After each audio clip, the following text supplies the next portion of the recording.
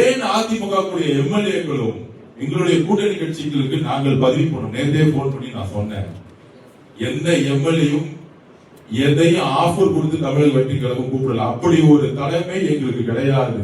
இயற்கையாக நேசிச்சு அன்புடன் அதிமுக இருக்கக்கூடிய எம்எல்ஏக்கள், முன்னாள் எம்எல்ஏக்கள், எம்பிக்கள் வராங்கன்னா எங்கள் மீது நம்பிக்கையும் எங்கள் தலைவர் மீது நம்பிக்கையும் மட்டுமே அவங்க வராங்க. வரக்கூடியவர்கள் நாங்கள் அன்போடு ஒரு குடும்பம் மாதிரி நாங்கள் இருந்திருக்கோம். நாங்க மாற்று கட்சியில் அந்த செங்கோட்டையன் வரும்பொழுது இன்றைக்கு தலைவர் அவர் கொடுக்கக்கூடிய ஒரு மரியாதை இருக்கு, தன்னுடைய சொந்த குடும்பம் மாதிரி மரியாதை கொடுத்தாங்க. இதை பார்த்து எல்லாரும் வராங்க. இதுதான் உண்மையான அதிமுக. ஏன்னா எங்க தமிழ் வெட்டிக்கும் ஒரு குடும்பம். இங்க ஒருத்தர் பழி வாங்குறது, ஒருத்தர் இருக்கிறது அது கிடையாது.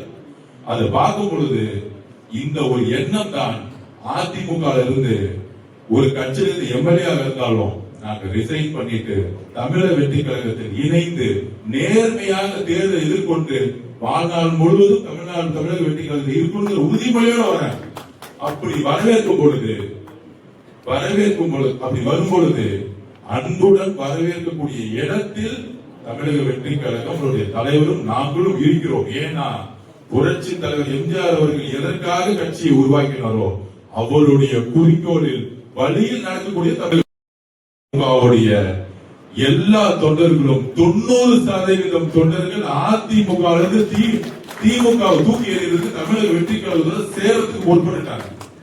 அதோடைய முதல் மீட்டிங் தான் அண்ணன் பொதுச்செயலாளர் அவர்களுடைய தலைமையில் இன்றைக்கு தொழிற்சங்கமா இருந்தாலும் சரி, முன்னாள் மாவட்டம், முன்னாள் எம்எல்ஏ, இன்னாள் எம்எல்ஏ எல்லோரும் சேர்ந்து தமிழக வெற்றி கழகம் தான் இனி எதிர்காலம், தமிழக வெற்றி கழகம் தான் மக்களுக்கு உண்மையான ஆட்சியை உருவாக்க முடியும். அதோடு ஒரே ஒரு தலைமை தான் தமிழ்நாட்டில் இருக்கு, வேற எந்த தலைமையும் நேர்மையாக இல்லைன்னு எங்களுடைய தலைவர் ஸ்ரீ ஜோசப் விஜய் அவர்களை நம்பி நீங்கள் கட்சியில் வந்திருக்கீங்க. இதுதான் உண்மை.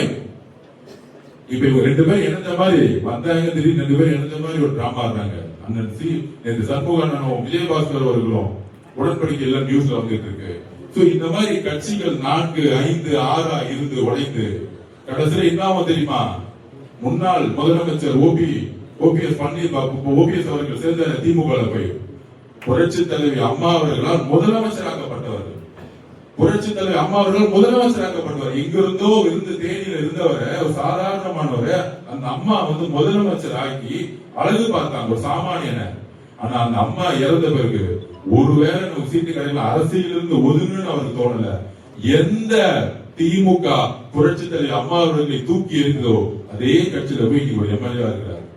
இந்த இவருடைய வீழ்ச்சி நாளைக்கு திமுக பக்கம் போய் சேரக்கூடிய நிலைமை வரக்கூடாதுன்னு இன்றைக்கு தமிழக வெற்றி கழகம் மட்டும்தான் ஒரே நம்பிக்கைன்னு ஒவ்வொரு அதிமுகவுடைய நிர்வாகிகளும் அண்ணன் செங்கோட்டையன் எப்படி வந்தாரோ அதே மாதிரி எல்லா நிர்வாகிகளும், ஒன்றிய செயலாளர், கிளை செயலாளர் இருந்து எல்லா நிர்வாகிகளும் எழுதி வைத்துக் கொள்ளணும். இன்னும் ஒரு மாதத்துல 90% நிர்வாகிகள் எல்லாரும் அதிமுக இருந்து தமிழக வெற்றி கழகத்தை நோக்கி வரணுங்கிற வேண்டுகோள் ஆல்ரெடி கொடுத்துட்டாங்க.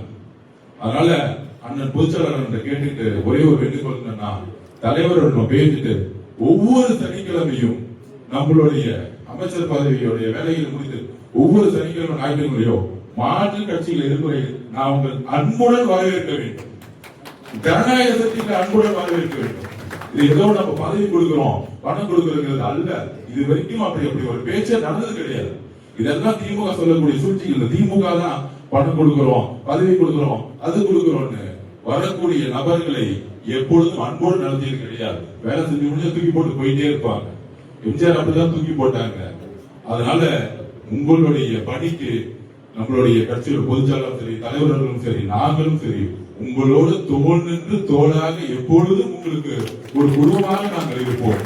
உங்களை வரவேற்கிறோம் என்று கூறி நம்மளுடைய பயணம் தமிழ்நாட்டில் ஒரு மாபெரும் வரலாற்றை, மக்களுக்கான அரசியலை, சமதர்மத்துக்கான அரசியலை உருவாக்க நாம் எல்லோரும் இணைந்து ஒன்றுபடுவோம் என்கின்ற ஒரு உறுதிமொழியுடன் பயணிப்போம். நன்றி.